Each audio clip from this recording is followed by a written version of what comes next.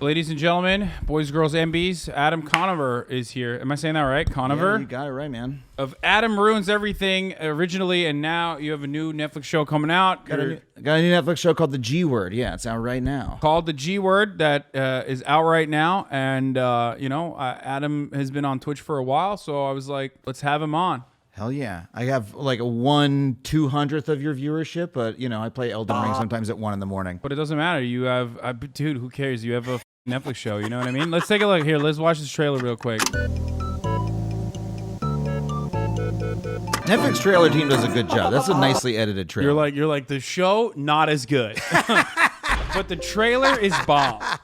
Okay, so what's up? You're libertarian now, got it, and that's your attitude. I got Wait, it. this show's the opposite of it. No. This is like This is a small government guy. This is a show about everything good and bad the government does. So we talk about a lot of shit like the GPS system the government runs, the entire GPS network, lets every company use it for free. I think that's kind of an anti-libertarian point because it's like the private companies could not build the GPS system by themselves. It took 50 years of the government doing it. I actually finally had most gratifying DM I ever got. I got a DM from a libertarian saying, I'm a libertarian, but your show convinced me we do need the government to do some things. And you I was need to alert the authorities that was a pedophile DMing you immediately.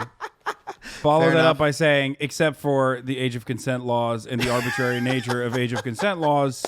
I love that libertarians always get hung up on age of consent laws. It drives them nuts. The baby market, the marketplace of babies.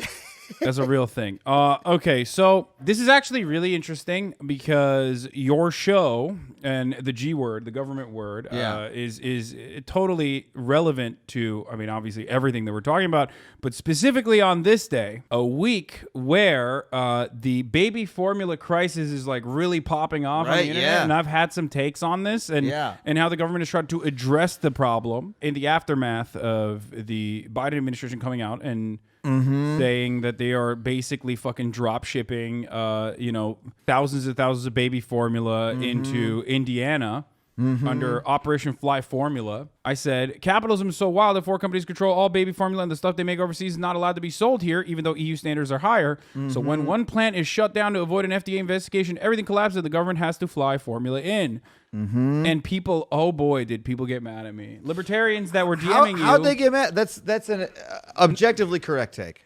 Well, you're a little biased, so that's probably why. You're not the co-founder of the Institute for Progress, a think tank accelerating scientific, technological, and industrial progress, interested in progress studies and effective altruism.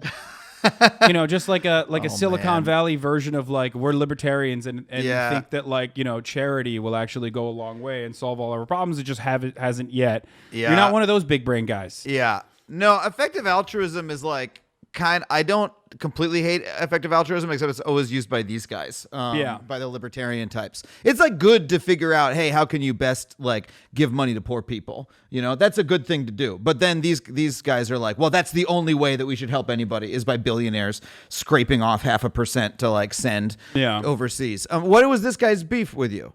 What did he say? Well, he was mad because capitalism is when a government regulator bans most competitors from entering the market.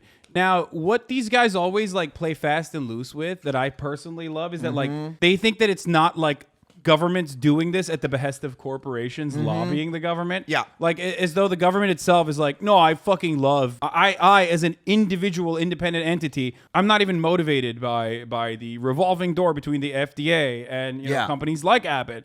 I'm not motivated by that at all. I'm just the government, and I love doing communism. And communism is when you have a duopoly or an oligopoly. Yeah. And that's the only reason that the government is doing this is No, you know what pisses me off about this is that these guys have identified a problem, but they're blaming the wrong person. So libertarians will complain about regulatory capture, which is a real problem. It's when you have a regulator and then you've got a corporation that like basically takes control of the regulator and dictates what it does and uses it to build a monopoly. And dudes like this will claim that that's a problem with the idea of regulation. Yeah. And it's not. It's a problem with capitalism and like money infecting the political system and the revolving door. If we actually, it is proof that we have ineffective regulation. And if you had no regulation, then that's just by Even default worse. what you would end Yes, up with. You'd end up with an even bigger monopoly. So what they should like, it's them blaming the government for what they're fucking doing. It's what capitalism is doing. Yeah. Which is ironic because the original shortage of baby formula came from Abbott closing down a facility in Michigan, specifically because there may or may not have been some whistleblowers in that facility, in that factory, for saying for years to the FDA that, you know, this baby formula, the conditions of the baby formula is being made is actually horrifying. And there's like a lot of bacteria growing inside of these vats that they're using. And the FDA, of course, surprisingly, in that G word structure that you were mentioning, refused to investigate adequately until it was too late and 2 babies actually died. Then they conducted an investigation that was inconclusive, unfortunately, because there was a lot of hiding information on behalf of Abbott. And then they even quite literally shut the plant down in its entirety instead of allowing the FDA to conduct like a full-blown investigation after 2 babies died. But the investigation that they did do ended up finding that like these were separate diseases that these 2 babies got. And it wasn't from the plant itself. But they scrubbed it, and they hid all the information, and they stopped an investigation from being conducted. Yeah. And the FDA wasn't exactly super willing to conduct one anyway because of what we just mentioned. Yeah, well, look, if you are the very few number of companies making baby formula and being regulated by the FDA, and nobody else is paying any attention, then you are going to be the people who have the closest relationship with the FDA. Like there are just executives at these companies who are paid millions of dollars a year just to call the FDA on the phone and be like, "Hey, Bob, what the fuck's happening?" You know. And if nobody else is putting pressure on Bob, if the public doesn't know what's going on, then like there isn't going to be, then that's the relationship that's going to dominate. And so you're going to have them be able to get out of inspections and shit like that, and things are really going to go sideways. But this is exactly the sort of problem that the government should be able to regulate. And like one of the things we talk about on the show, we talk about a lot of things the government does well. We talk about a lot of things that it really fucks up. But like there's a whole lot of things that used to kill Americans all the time, and the government just sent people in to solve those problems, like meat inspection. Meat inspection has a lot of problems, but at the very least, every piece of meat you eat is like touched by a USDA inspector. And like we have drastically lowered the rates of foodborne illnesses. We talk about the FDIC, how the FDIC like is such an effective regulator of banks. They take over banks when they're failing. You're a bit of a cuck, I think, for the nanny state. If I want to get trichinosis, it's my God-given right, and Look, and both of those regulators are not perfect, right? But like those are problems that through like New Deal style, super muscular regulation, like we fucking like put a collar on capitalism, and it like has been working for 100 years, and that is something we can do again should we fucking choose to. Should like the electeds actually want to do it. I just want to point out something in this tweet that so many libertarians conveniently overlooked, which is even though EU standards are higher, and by the way, the companies that are making baby formula in America are also dominating the European market as well. So it's the same exact company making higher standard baby formula in Europe for some reason. Why would that be? How did that happen? How, I wonder? Could have something to do with them being forced to behave differently by a different government that takes the issue more seriously? Another question I always ask myself is, of course, the sale of pharmaceuticals, the only country on the planet well, now the VA can do collective bargaining on pharmaceutical purchases, but the only country where it was literally illegal until like 6 years ago to do any kind of like mass purchases and bargain to lower the prices of pharmaceuticals is the United States of America. Why, oh why, I wonder, Big Pharma has no problem selling the same medicine in Australia for like 1/10 the price. Yeah. Look, once you start looking at regulation, you will see everywhere that in the U.S. they kick and scream and, you know, protest when you try to put the smallest regulation on them. When they do it in other countries, they just fucking work it out and figure out how to make money anyway. Like here in the US, we have cable monopolies, right? You only have one choice for your internet service provider via cable, which is like they say they compete with DSL. They don't DSL. Like you're not fucking streaming off of DSL, right? Who do you pay for cable here? I pay Spectrum, and it's dog shit. Yeah, it's and dog it's the shit. only only provider in this neighborhood. Yeah, it's the only provider in my neighborhood too. There's no fiber. There's no anything else. In other countries, they make the cable providers share the lines, and so they make them compete. And guess what? They fucking make money anyway because they like capitalism is good at making money no matter what regulations you put on. You put regulations that safeguard people, competition and people's safety, and they are smart enough to make a profit anyway. They make less, but who gives a shit? It's crazy. You know who gives a shit? The shareholders, the real jobs providers, and the real productive members of society. Adam, you are such. Oh my god, I didn't realize you were a fucking commie. When you said the G word, I thought you were coming in here to speak the truth about the nanny state, and you're over here talking about the government enforcing competition.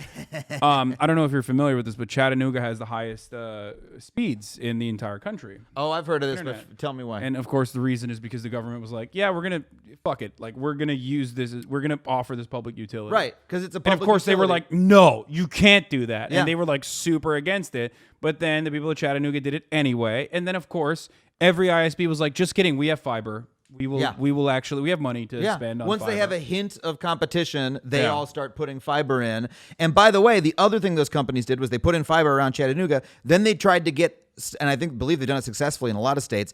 They got states to pass a law against cities putting in their own fiber. So like any other city that wants to do what Chattanooga does, there's like the lawyers for the ISPs So awesome. will try to stop you from doing it. And then we have people who get banned for 2 weeks because they said they want to plant a bomb in an ISP. I mean, obviously, I abhor that. That's terrible, violent behavior. But like, anyway, how exactly does capitalism mean that there are 5 companies which make baby formula in the United States?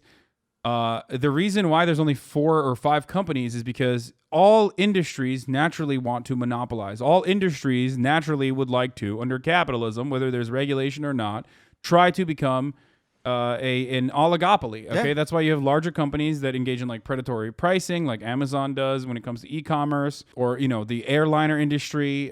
This is what they do. They suck up all the smaller companies until they are the dominant force. The government is supposed to do what is known as antitrust, but in America, our attitude around antitrust laws is a little bit silly, where we believe that as long as, legally speaking, the consumer is not hurt by an oligopoly's existence, as long as the price point is low for the consumer, you legally will not engage in antitrust lawsuits against a monopoly. Yeah, that was put in place by, I believe, under Robert Bork. That was his theory, and it's been used by like every judge. And one of the reasons is it's easy for a judge to figure out because the government used to try to say, yo, this is going to reduce competition. It's going to hurt labor. It's going to hurt all these other people. It's going to have less choice in the marketplace. And the judges were like, I'm too stupid to understand that. And then the right-wing lawyers were like, oh, all you should worry about is our price is going to go up. And it's very easy for the corporate lawyers to say, no, prices are going to go down. And so the judges are like, okay, great. I can wrap my head around that. That's what we've been living under for 30 years. That's starting to change, though. Like the FTC and the DOJ, for the first time, like ever, at least since the 70s, have started, they're now trying to change what's called the consumer welfare standard and like actually regulate monopolies more. I just spoke in front of the FTC, in front of Lena Khan. You know Lena Khan? No. Lena Khan is Biden's appointee to the FTC. She's the chair of the FTC. She's like fucking 33. She's incredible. She like So finally, someone who knows what the internet is like. Yeah. I mean, she's a 33-year-old. She's younger than I am. And she wrote a viral article in law school called Amazon's Antitrust Paradox that like completely reevaluated the last 50 years of antitrust law. It went viral in legal circles. She's now running the FTC and is like specifically going after like large monopolies, trying to lay the legal groundwork to eventually be able to stop mergers and break them up. And I spoke in front of her about media mergers, which like, Adam Ruins Everything was killed by a media merger. By AT&T buying Time Warner is why the show was canceled. And now all these companies are still merging with each other more and more. There's like 4 fucking media companies left that make any TV or movies. I know, but how else could you get this brilliant moment from, wait, hold on. What was it? What was it? Free Guy? Hold on, I gotta play this. I just watched it on the plane last night, and I wanted to video game myself. Hold on. This guy was the roommates with the creator of BoJack Horseman in college. Is that true? That's true. Yeah, one of my best friends created BoJack Horseman, and we were in a comedy group called Old English, and we were roommates together for 3 years, and then he moved to LA to make BoJack Horseman. Raphael Bob Waxberg is his name. Okay, are you ready for this though? This is the absolute greatest. This is the absolute greatest movie masterpiece move. This is movie magic. Okay, there's nothing greater than this sequence of events. All of it life. Kicking ass. TBD. Third thing here. Oh, shit. Activate death blow. Hi, guy. Oh, Taika Waititi's there. Yeah, it was so cringe. I mean, disappointing. That's a death blow. Get up! Mom, he's coming in with a death blow. Look at that Rick and Morty poster in the Oh my background. A God. Deadpool poster in the background. It's perfect. This is it's just so. They're all doing this now. Get up, guy. Shouts out to Jack Shut the guy for the show. I mean, good for Jack. Pog! Oh, wow. Captain America shield Pog! This is what this movie is? I didn't realize.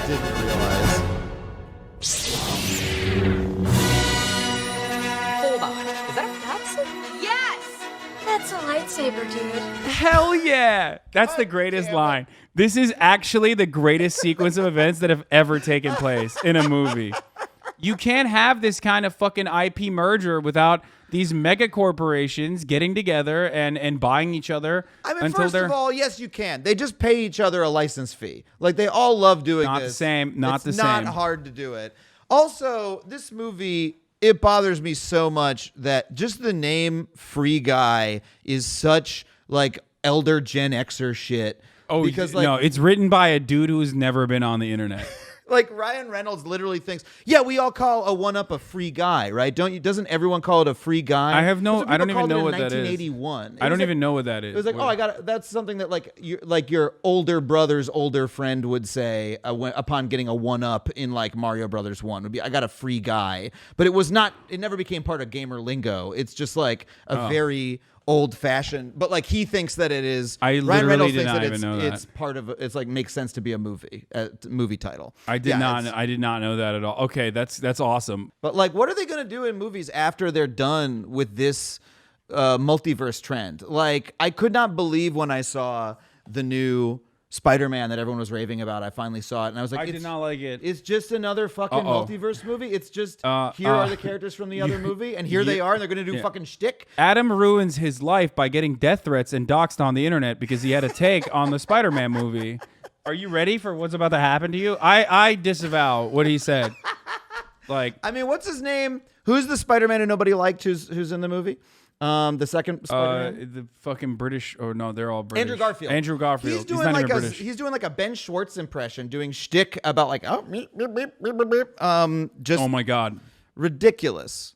Like that was what the previous Spider-Man movie was as well, and that's also what the fucking Doctor Strange movie is. That's what this movie is. That's what Ready Player One is. They've been doing it's the same movie over and over again. What are they going to do when people finally get bored of these in 2 years? I have no idea. Yeah, they're not. They're not gonna get bored of this. This is like it just keeps making billions and billions of dollars. You're right that it comes from. So what's been happening is that these companies have basically realized that they own vast oil fields, which are the inside of our brains, that we are psychically connected to these characters, and that is a resource that they can purchase and own. And so what's happened is executives no longer want to go to screenwriters, TV writers, actors, and, like get content from them. They want something that they can fucking own, like real estate. But there's so also they're just buying the characters from each other. Now that they have them all in one place, they're like, now I own this shit. I'm going to put it all in the same movie. It's like fucking it's also landlord proven. logic. It's also 100%. You're right, and it's also proven to be like successful. So it's like less risk in their minds is like taking well-established IP and then like reformatting it, repackaging it, and then throwing it back at you in the form of slop is one of the proven. craziest things that's happening in media right now in television is that like the most valuable shows in streaming are the ones that have like 200 episodes, like The Office, Friends, Seinfeld, shows like that. but yet not a single one of the streamers wants to invest to make a new one of those shows. Rick and Morty is like one of the very few examples, and but that's also because like it's a risk, right? They do try it. Like they tried it with like Space Force, for example, and you know, I mean, no disrespect to Netflix. I know I know they cut your last paycheck, but like I'll talk shit about Netflix all day. That was kind of dog water. Their whole strategy is to create, like, literally the way their algorithm is optimized. They don't want a lot of episodes of one thing. They want a lot of different tiles on the interface, and so they cancel everything after 2 seasons. Doesn't matter how many hits it gets, unless the very cheap reality shows. Those are the only ones that they keep doing. They cancel everything after 2 seasons. And I think it's just bad business strategy because nothing ever grows. Nothing ever sticks in people's minds. They have to re-educate people about all these new shows over and over again. And they never end up creating the new, like, Friends, the new Office, whatever it is, because they'd much rather, license something and make a couple episodes of it and then throw it in the trash. It's like bad capitalism. They are bad at doing capitalism is the problem. In addition to capitalism being a problem. But we don't know. We don't know what their numbers look like. So I guess they're making those decisions internally. And yeah. But to be fair, demonstrably, Netflix is not doing well because we've seen their subscription numbers and their revenue. When like a month ago they announced they lost subscribers for the first time ever. It was like a fucking earthquake in the industry, and it's going to change everything for the next 3 years. I know, but like that's also because of COVID. I feel like that was like a big boost that they saw that was never going to be permanent as a consequence of COVID. And there's also more competitors in the space. Yeah. Like Disney Plus is probably a huge reason for it too, because like they do have pretty strong IP. Yeah. Like, Disney Plus, and I think HBO Max and HBO, running circles around Netflix. But Netflix's strategy was always to create a monopoly. Adam ruins his shot at getting a second season on Netflix. If I'm gonna get hired for another series of anything, it's because people know me for doing this shit. So I've made my bed. This is what I do.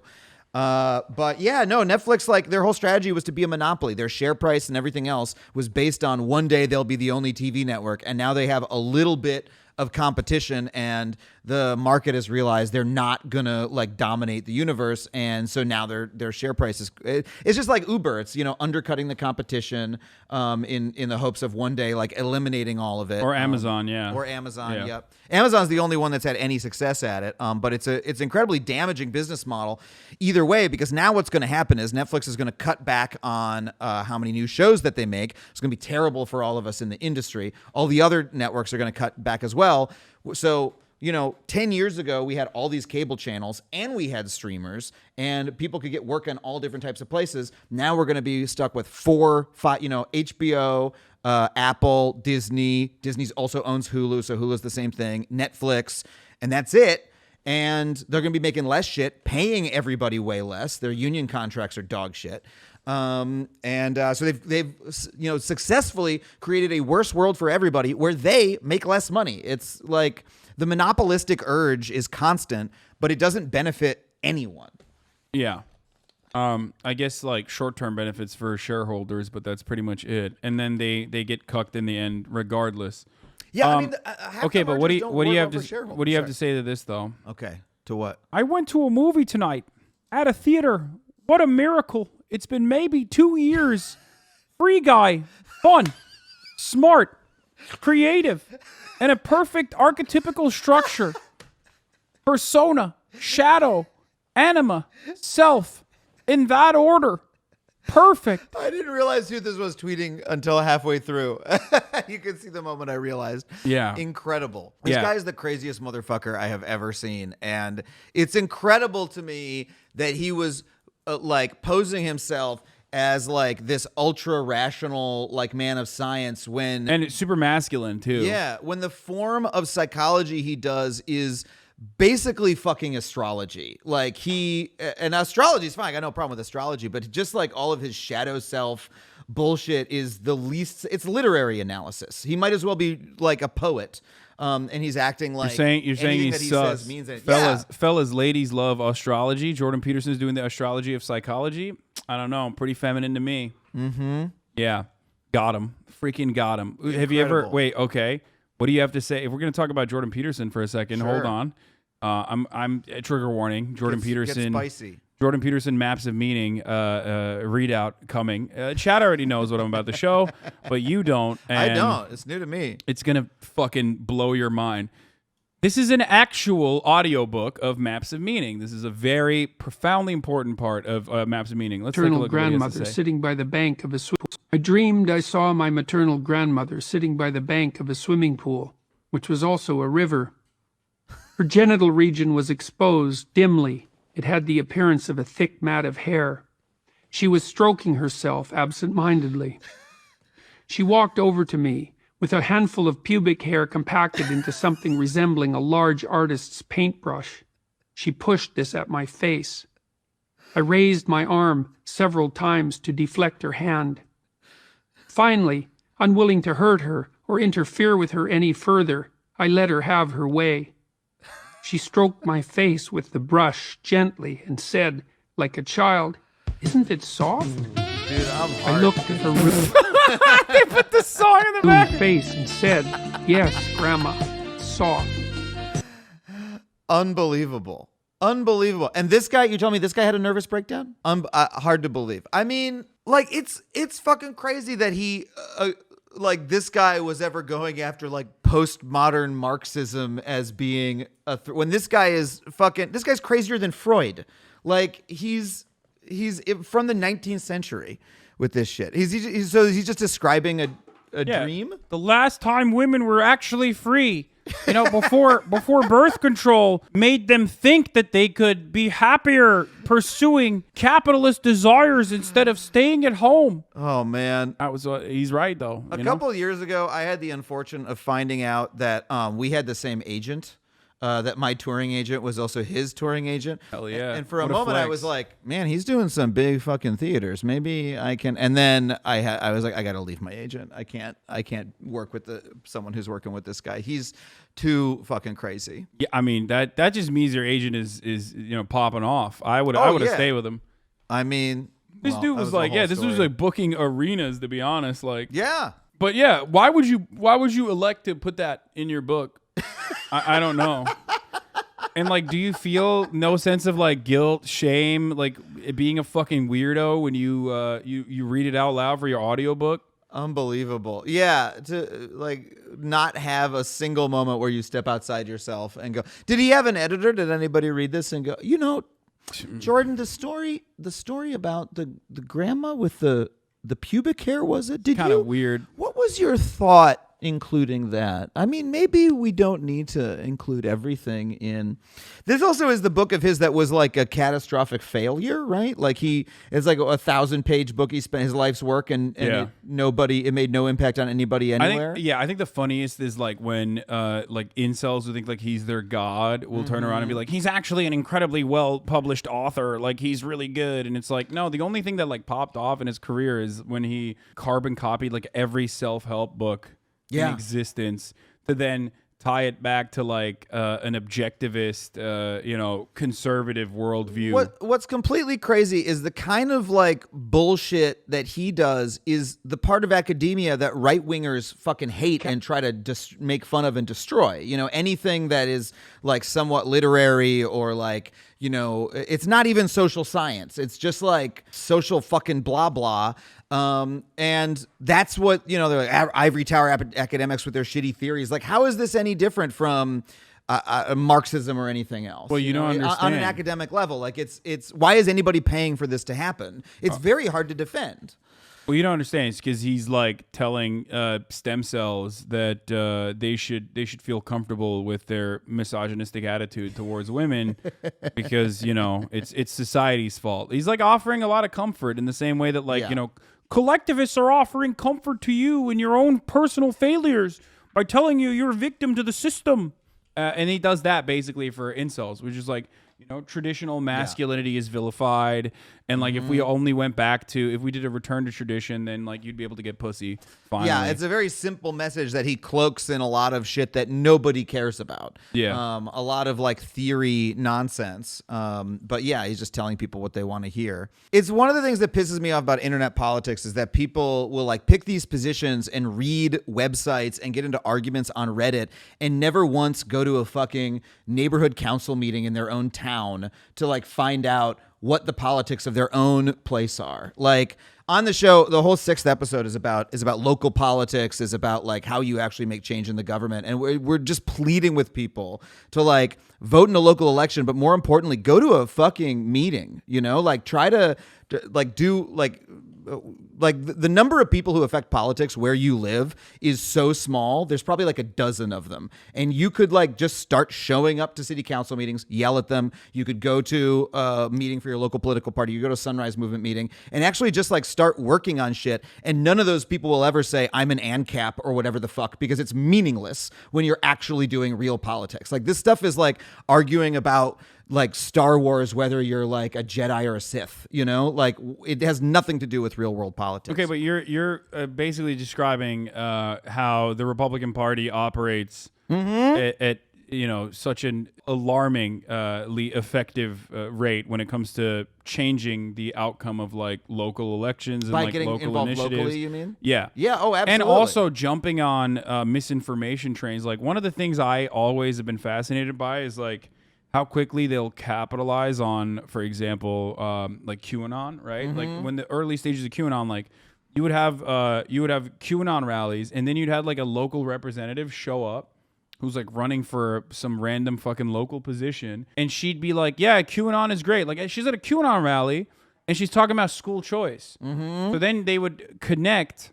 one insane, conspiracy theory to a tangible piece of like the Republican Party's legislative agenda that goes back to segregation, and segregating schools, which is the most effective way to like bring evangelicals out to vote for Republicans. Like, and they do a really good job of like trafficking their agenda into that is otherwise like very unfavorable and very unpopular agenda into things that have like genuine momentum, like QAnon, unfortunately. And they show up to the meetings and they like push that shit through. And progressives and leftists like don't do it as much. And that's like sort of what our plea is, to like fucking take control of your city. Like you've got the numbers, you can do it if you start going, and start participating in it.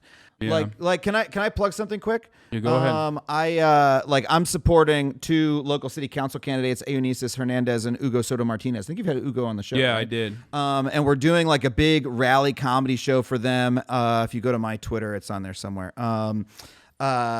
It's in a week and a half. It's a comedy show. One of the dudes from Chapo is going to be on it. Who, Felix? Chris Or Matt Christman. Yeah. It's a little further down, I think. A little further down.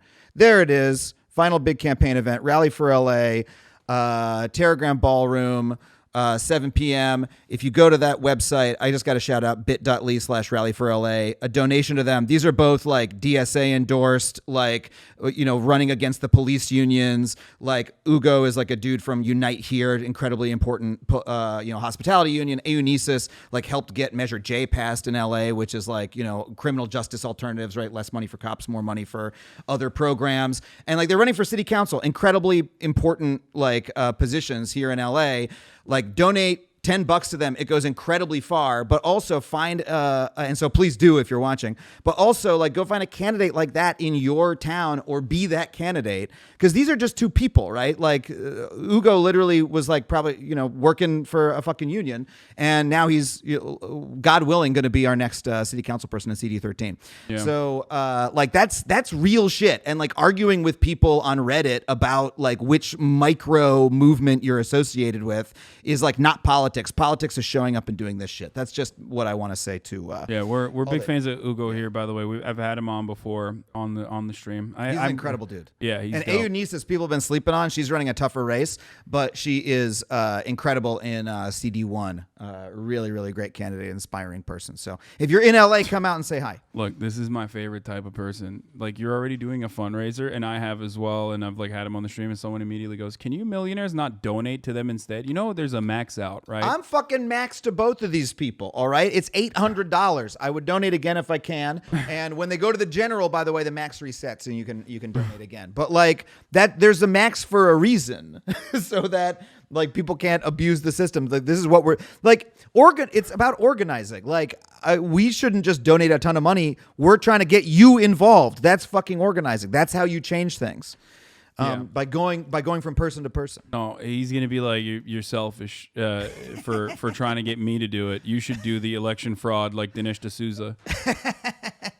Which is pretty funny. I think in this country, if you get busted for, if you get busted for fucking donating too much or doing like straw donations to a campaign, like you're a psycho. Like, how do you not have a PAC at that point? Yeah. Shouts out to Dinesh D'Souza, one of the dumbest people on the planet. Was he busted for that? Yeah, he went to jail for that. I had no idea. I knew. Well, no, sorry, he went to jail for being a political enemy of Obama.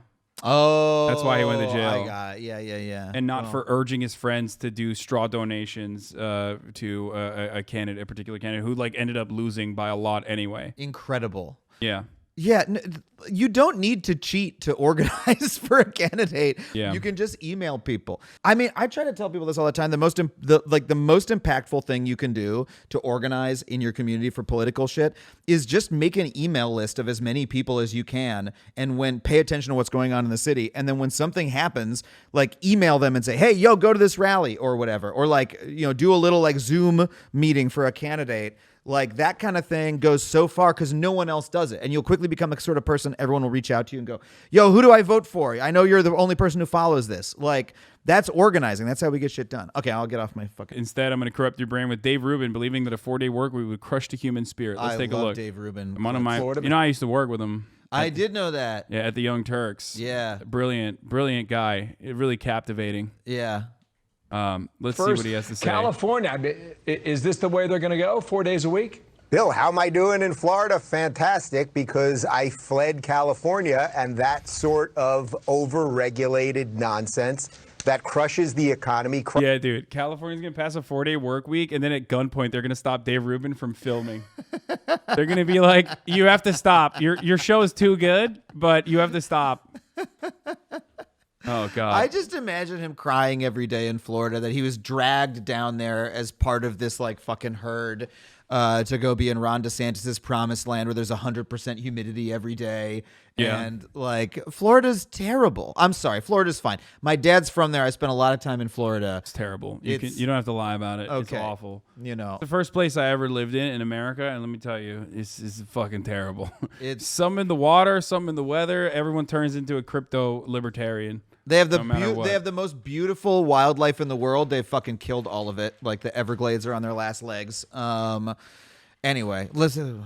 Let's see what happens. Crushes the human spirit, crushes ingenuity. I took 2 businesses out of California in the last year, and although neither one of my companies had 500 employees, that very concept that the government should come in and tell you how much your people should work, and then if they go... Oh, no. What will like the 5th largest economy do without Dave Rubin's 2 businesses? Wait, I'm sorry. A man and his husband in their garage left, like with a couple GoPros set up. Is that what happened? Crazy. Oh, no. It's wild. It's wild when we have like an $80 billion surplus and Dave Rubin left, and that took a big dent. That put a big dent in it. People like Dave Rubin who like literally rely on big donors from the Republican Party and like PragerU to give them money. Yeah, he's being bankrolled by fucking right-wing think tanks, and he's, fine, whatever. Go past that threshold, you have to pay them more. Well, you know what? Your people may become less productive so they can start adding hours, or you may just realize you can't hire as many people because you suddenly have to pay them more. This is just it's so in line with the endless nonsense that comes out of California, which, by the way, is why several 100,000 people have fled California since the lockdowns, and Florida and Texas and Tennessee are exploding. And yeah, except it's not rich people that are fleeing California, except for Dave Rubin, apparently, which I don't even know if he's a rich. He might be rich, but it's actually middle class people fleeing. Yeah, because they can't pay for anything because the housing market is completely fucked. Mm-hmm. And of course, liberals like gruesome Gavin Newsom and the like are not going to do anything about normalizing the housing market in any meaningful capacity to make sure that there's like even more, maybe even upzoning. Okay, doesn't even matter. Like just more allocations for affordable housing units to be constructed. They're not going to do that, so people can't live here anymore. So they escape to cheaper states. Yeah, I mean the people who are fucking up California are the NIMBY right wingers in every city who won't allow new housing to be built. Like if you go And I know this because I'm like involved again in local politics, and you will meet the weirdest people you will ever meet who do not fit the political categories you think exist. You will meet right-wing Biden Democrats who, like, they voted for Joe Biden and they hate Trump, but they're right-wingers, they hate people of color, and they don't want any new apartments built because they hate poor people, and they have so much power, and they will scream and yell. And you'll have shit where, like, literally, I know about this happening in Burbank recently. The state passed a law that said that certain buildings, the cities could not stop them from being built if they had enough affordable housing.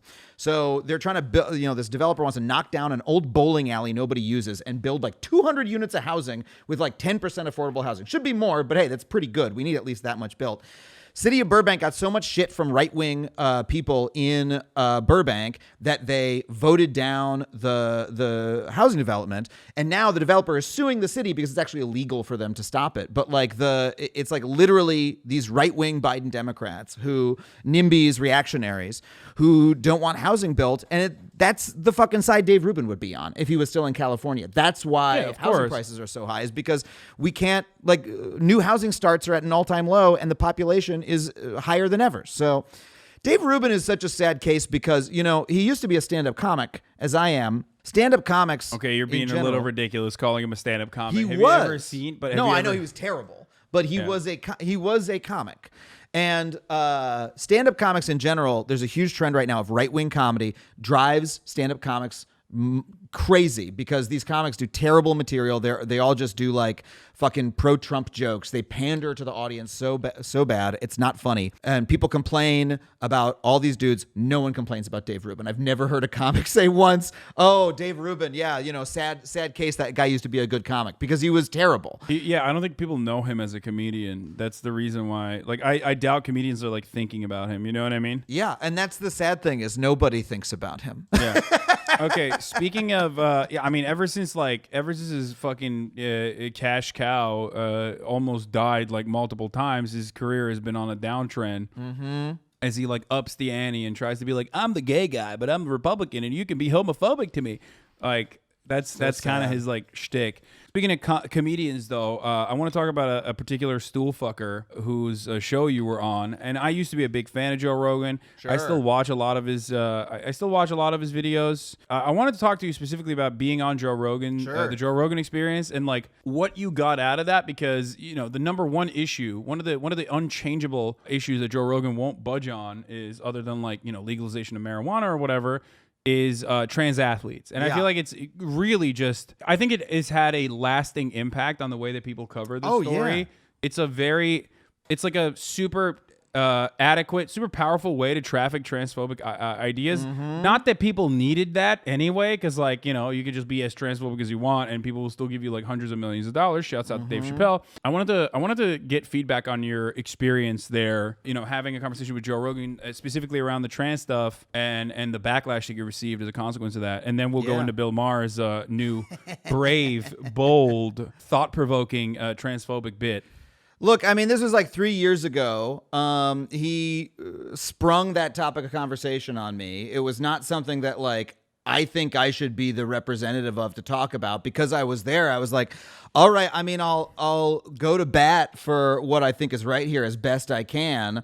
But, when the dude is like locked and loaded with like, Jamie pull that up shit of whatever pseudoscience he wants to bring up. You know what I mean? Like, it wasn't the best position to be in. And honestly, in retrospect, like, you ever seen that clip of Bill Burr on Rogan where Bill Burr goes, Rogan is like, talking about masks and vaccines, and like, Burr's why like, do you what the fucking fuck are you doing? Right? Yeah. That's the better move. In retrospect, I should have done that. But I was also like, I didn't know we'd be talking about this. You know what I mean? When I do that, people get mad at me sometimes. Like, there's a lot of like debate lords that are on the internet that are like sock dem or like liberals, and they get like really upset whenever I have that conversation exactly on those terms, where I'm like, why do you fucking care about this? Like, can you tell me who the second place, cis loser was that lost to the trans person in this like random fucking regional swim meet? Like, no, you can't, because you don't give a fuck about it. You're just saying it because a trans person happened to win this one time, and they will probably get subsequently owned over and over again throughout their career, and you're never going to think about that ever again. We're not going to watch this whole thing. I'm just This is just 37. B-roll in the background. And people get mad at me, but like that's the normal position, I think. The normal position is just like, you don't care about this. You're only acting like you care about this and making it seem like you care about the integrity of the sport somehow being compromised by trans people, like the 3 trans people that are like participating in it. And that's the unfortunate reality is that like this is, it dominates discourse. The people who like create this issue have never been to a women's sporting event in their life. You know, like they don't give a shit about it. And so like they have generated like a false issue, you know? Yeah. Now look, when you're talking about whatever the swimmer is at Harvard, right? Am I right? Whatever. Like, and you're talking about like literally the people who are on the same team and that individual competition. Like that's for the people in that community to figure out. It's fucking children's sports. You know, like we can surely find an accommodation here that is going to like allow everyone to participate in sports and do whatever the fuck else you wanted to do. It's the inflation of it into a culture war issue that is ludicrous. And yeah. But what was the feedback? Like you got a lot of backlash, right? Like, I mean, Yeah. people are like they get really fucking agitated. Oh yeah. About this issue. Like they make this out to be the most important, most significant thing. To like dunk on. His fans came after me for a couple months after this. It was, again, a conversation that I did not go in intending to have. But it was just like beta cuck, just like, you know, the very basic stuff. No one's actually like advancing an argument of any kind. No one actually cares about the issue at all. You know, and I'll point out, like, I say to him multiple times, hey, you should talk to like an expert about this. You know, you should talk to like somebody who knows what they're talking about. Like, I'm not sure why we're having this conversation, but it's because, you know, he felt like using me as a punching bag in that moment, you know? The only experts he'll talk to about this are going to be experts that are not an actual expert in the field, and usually like random fucking evolutionary psychologists or whatever who got fired for saying the N-word over and over again or some shit from some like random liberal arts college that now have like a podcast that almost exclusively relies on being on Joe Rogan to stay afloat. Here's the most disappointing thing to me about this interview was I was excited to do this interview because at the time, Joe was not so directly associated with like the far right. Like he hadn't totally made that turn yet. He was saying shit like this, but I was like, okay, the guy's a comic, I'm a comic. We should be able to like, you know, do some have some galaxy brain fun together, you know? And so he starts talking about this shit. And I try to get him to like look at it with a bigger picture and say like, hey man, sports are fucking social constructions. We made them up. And so we invented yes, there are differences between male and female biological, you know, born, whatever, assigned at birth male, assigned at birth female bodies. We designed sports such that the most popular ones are like designed for a male body. What if we didn't do that? Right? What if like women's gymnastics, like men can't do that shit, right? Because there's et cetera. What if we invented fucking sports that we did not have a problem with this with, right? Because sports is just a fun thing to do. Sports are something that everyone should be able to participate in. So what if we invented some fucking less gendered sports? He was not willing to entertain that conversation. He was like, I was like, is this not interesting? And he wouldn't go there with me. So that's my biggest bummer about it was like, he was not really into the idea of having like an honest, he turned it immediately into a boxing match. And I wanted to have a conversation. So all the backlash was like, oh, Rogan owned you. He won a debate against you. I was like, I thought I was having a conversation. Like, I thought I went on to just like talk about my show and like spitball shit because we're fucking comics. And he turned it into a fist fight, which that's what I don't like about it. Well, women could have made them, but they didn't. Yeah, because they're too busy. Yeah. Not because of like the patriarchy or anything, but because like they're too busy in the kitchen loving making sandwiches to me as my braless wife. That's why. But no, it's just the reason why I said that is because like if you even support trans rights in any visible capacity on the internet, people will eat your ass in the fucking QRTs nonstop and tell you you're a cuck or a soy boy or whatever. Yeah. Which is always really funny when they say that to me because I'm like, come on, dude. It sucks. I mean, what do you look like?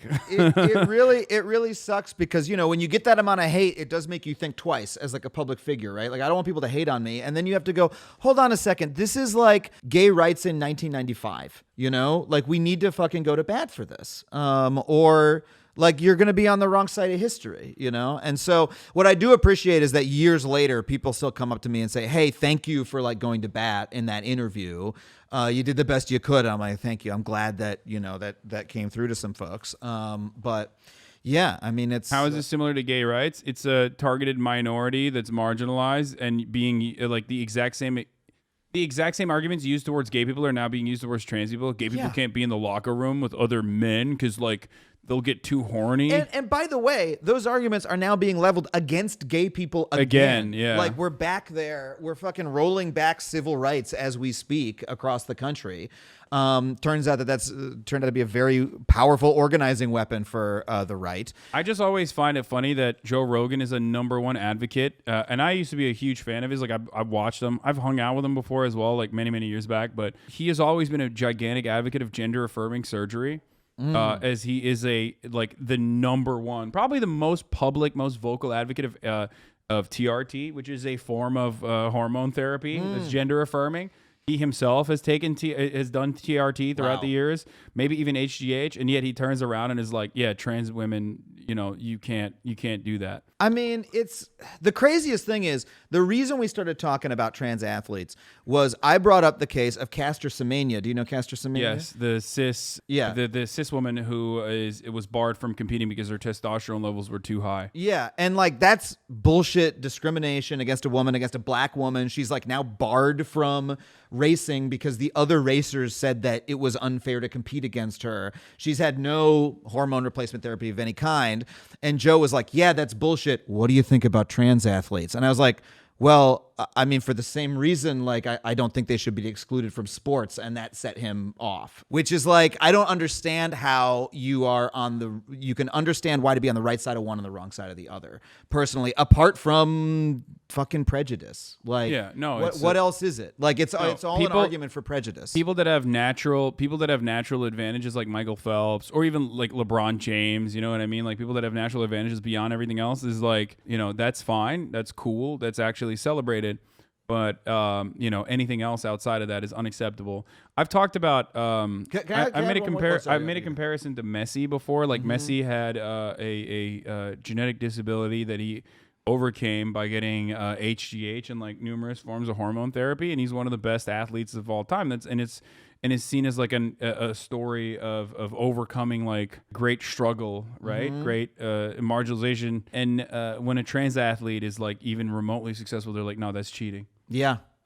And like the thing that I've only come to realize recently, talking to my friend River Butcher, who's a really funny comic, trans man, really great person, explained this to me that like women's sports leagues were created in order to ghettoize and subjugate women. That like there used to be a lot of cases in like the dawn of organized sports where you'd have women who were competitive with male athletes at baseball, sports like that. And like men would freak out. And then they banned women from the sports around the same time that they were fucking banning black people from sports. And so they created a second tier sports system to keep women out of sports. And they, again, created the sports in such a way that they benefited male bodies on average rather than female bodies on average. So when you're saying like, oh, we need to defend women's sports against trans athletes, you're saying we need to defend like a fucking caste system in sports, a tiered system that is subjugating women. What we should be doing is saying the entire system of male versus female sports is fucking prejudiced, and we should demolish the whole thing and come up with a system of sports that everybody can participate in because sports are just a fucking part of life. It's crazy how sports are such a fucking hegemonic like force that as soon as you try to be slightly outside of the mainstream, you're ejected, you're told you have an advantage. And like we should be seeing all these examples, Caster Semenya, trans athletes, as like part of the same struggle for like inclusion in sports. And we also need to ask ourselves, what's more important to us? Like having some sort of objective thing of like who won, or including everybody in society in this fundamental part of human activity. And I think it's the latter. I don't really give a shit. Like I want to see who wins for fun. It's not like important on a cosmic level that like the best person win. It's important on a cosmic level that we include everybody who wants to participate. And like, so what is your value at the end of the day? I agree, but I also don't really give a shit about sports. So everyone will literally be like, dude, fuck off. You don't care about sports. Like you're. So I do see the other side's argument in that situation where they're like, you're ruining something that is like near and dear to me and important to me. But why But would it's that made up. ruin It's it? made up to begin with. But you know, it's that area is one that I personally believe is like impossible to change. Other than just like allowing trans women to compete with cis women, like I don't give a fuck. I think that's ridiculous to like hyper focus on At the trans very women. look, yes, it's gonna be very difficult to reform sports. At the very least, we can stop getting sucked into this bullshit trap of an argument about like, oh, what division should they be in? We should be able to point out that like the entire division is built to like exclude and subjugate people, and that's what we should be working to end. Yeah. Go follow River Butcher on Twitter and buy his albums. He's a really great stand-up comic. All right, well, plug your shit. Okay, so the new show called The G Word. It's on Netflix. It's all about the federal government. We didn't even talk about what we did on that show. We fucking talk about... We did. We talked about it from the point of view of like baby formula and the FDA and regulation. its role it plays. We did a thing. People liking this will probably like our segment about drone strikes that we did and the military-industrial complex. Wait, That's in you did a episode thing 4. about drone strikes and Obama? Is Obama We did. involved in the... Obama is an executive producer of the show. He's on the show. So What the fuck? and Okay. we do a segment about drone strikes on the show. How did he receive that? Well, I guess we'll have to watch to find out. You'll have to watch. I mean, I'll come back on again to talk about it if you want, but you can see somewhere in the trailer there's a segment about drone. There's a clip of the drone strike segment. Yeah, I mean, like he was like, his people were like, "You sure you want to do this?" And I was like, "Yeah, I do." And it was communicated to me that he didn't fully agree with the segment, but we did it anyway. So That's pretty cool. That I just want to make sure all my leftist fans know that, you know, despite making a show with the former president, we did it with the integrity that we try to bring to everywhere. And my strategy is always to like pick the biggest fight I can. So that was. That's pretty cool. That's like, I mean, he's made jokes about it already, talking about fucking droning the Jonas Brothers and shit. So he appears in the show in 2 occasions. It's not his show; it's my show. We had editorial independence with the show, so we got to say a lot of shit that, you know, is not. It's not the Obama point of view. was it? He's not capping and posted it. Yeah, executive producer Barack and Michelle Obama. That goddamn. Yep, correct. We also profile an incredible group in Philadelphia called Reclaim Philly. The people who got Larry Krasner elected there, who are like changing criminal justice there. It's a great show. Very proud of it. Please watch it. Try to binge the whole thing, because if you watch the first episode, you don't finish it. Netflix counts it against us. So please give it a watch. I also do, I stream on Twitch, twitch.tv/Adam Conover. And I do a podcast called Factually, where I interview a different expert every single week. Really good podcast, if I do say so myself. Thanks for having me on, man. Coming on, dude. absolutely. Hopefully this was a little bit better of an experience than the Bill Maher show or the Joe Rogan experience. It absolutely was. I'd love to come back anytime, man. All right, hell yeah.